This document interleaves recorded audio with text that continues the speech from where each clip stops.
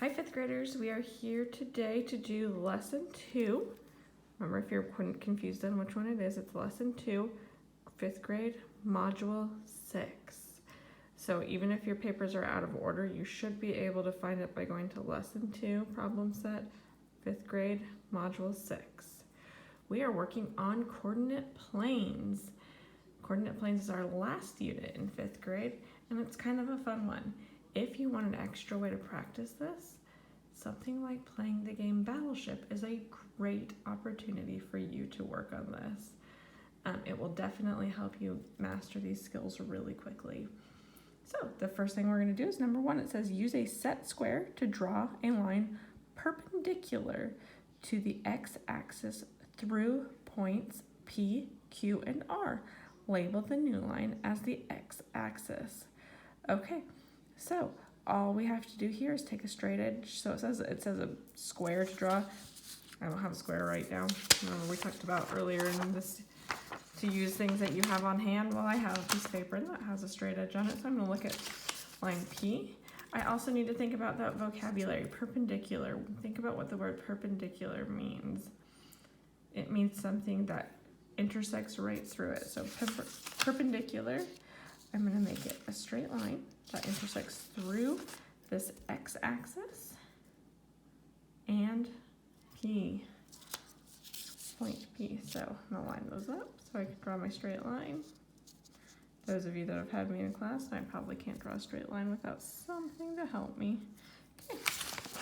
And it says now to label that as my y-axis. So Y at the top. Simple as that. If you have not done these two, I want you to pause this video and try those on your own. So I know that we've done one lesson in this. I want you to try that on your own. If you've tried that on your own and you're just coming back to check, let's go ahead and make our, so this one slants at a different angle. We can just make a straight line anyways. That's my x-axis. I need it to go through that line Q, right? And then I just need to label it as my y. Simple as that. And then finally I have my x-axis here, and R is my point that I'm going through. So it is on that line directly, but I know that I'm still making it perpendicular where it intersects straight through my, it's my sad attempt at a straight line. And then the last part of that question asks me, oh, sorry. Poor camera. Okay, and so that's number 1. It says now choose one of these sets of perpendicular lines above and create a coordinate plane. Mark 7 units on each axis and label them as whole numbers. I'm going to go ahead and choose this one right here. I'm going to mark off 1, 2, 3, 4, 5, 6, 7. 1, 2, 3, 4, 5, 6, 7. And then I'm going to label it as whole numbers 1, 2, 3, 4, 5, 6, 7. These should look like number lines to you. Okay. And we are done with that. It says part A, but it should really be part B, shouldn't it? Okay, 2. Use the coordinate plane to answer the following. A, name the shape at each location. So remember, across is your x-axis, up and down, or vertical is your y-axis. The way they label them is in order, x, y. So I'm going to go over 1, 2 on my x-axis, and then I'm going to go up 5. 1, 2, 3, 4. Oh, these are, I'm sorry, I didn't look at the way they're labeled. So over 2, up 5. The shape over here is a triangle. I'm just going to draw a simple triangle there. X-axis coordinate is 1. Y-axis coordinate is 2. So I'm over 1, up 2. It is a circle. Okay. This third one is x-axis is 5, y-axis is 6. So I'm going to go over to this 5 and up to the 6, and that is a square. And then finally over 6, up 5. So I went over 6 and I went up to the 5, and that is a hexagon. It's a really sad looking hexagon there that I'm drawing. It's actually an octagon.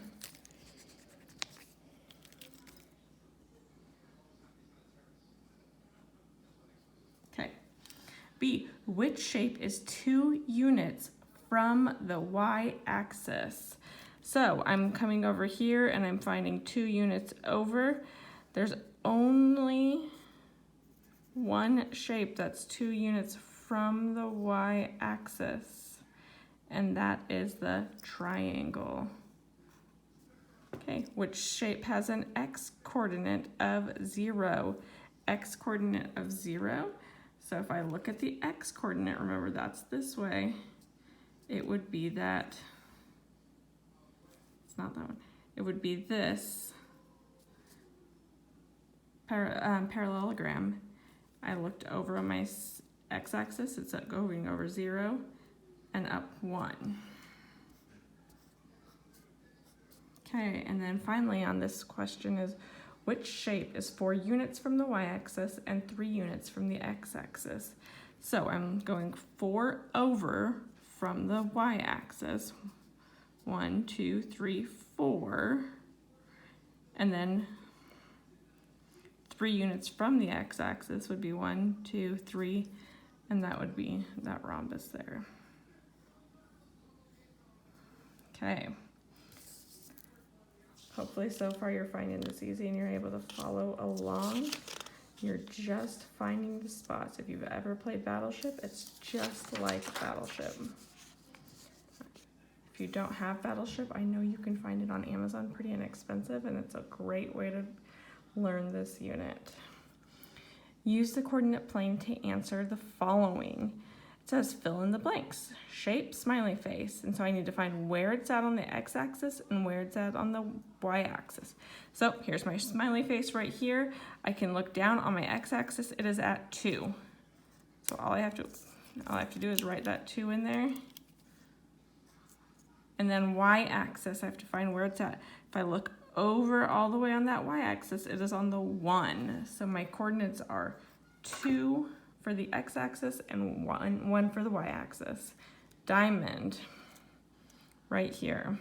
Oh, look, that one's also on a 2 for the x-coordinate. And for my y, I'm going to look over.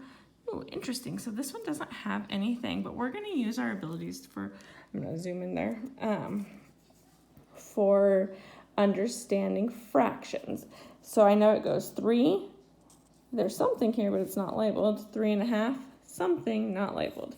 So just like on a number line, this is where it might get a little tricky. So it's broken up into fourths. I can see that it's 1, 2, 3 whole number. So if it's broken up into 4 parts, I know that 3 is still going to be my whole number in both of these spots, but what is my denominator for my fraction going to be if it's broken up into 4 parts? I want to really think about that. It should be 4. I'm going to just go ahead and label both of those.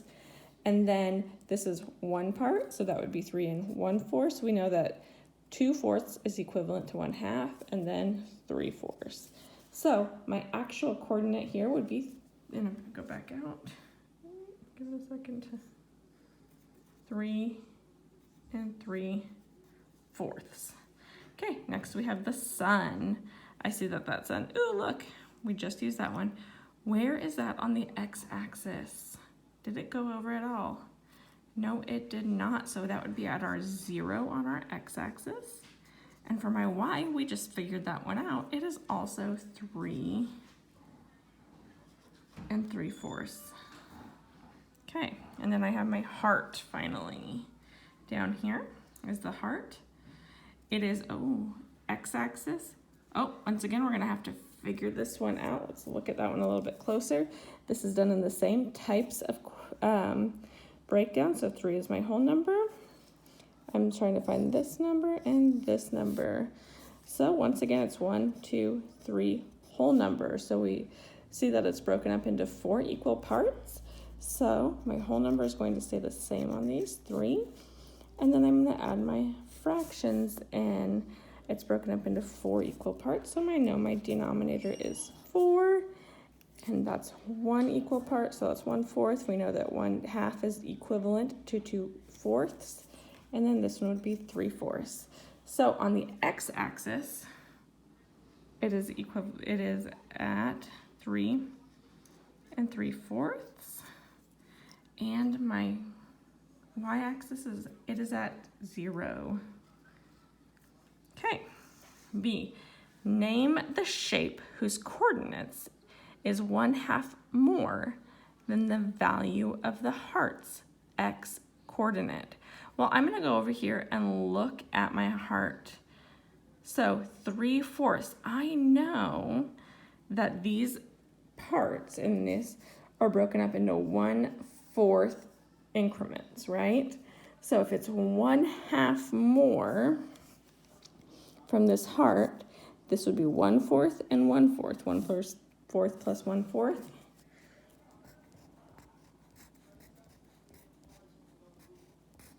Is equivalent to 2/4. And we know that that is the same as 1/2. So I'm going over 2 spaces.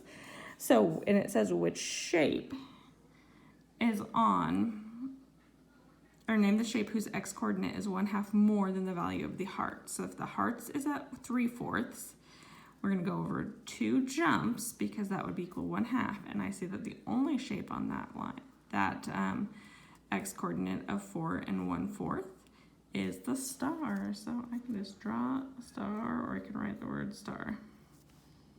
Okay. So C, we're actually going to get into plotting some of these shapes. Plot a triangle at 3, 4.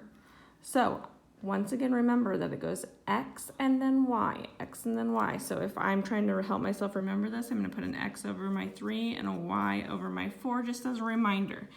So I'm going to go up here and go over 1, 2, 3.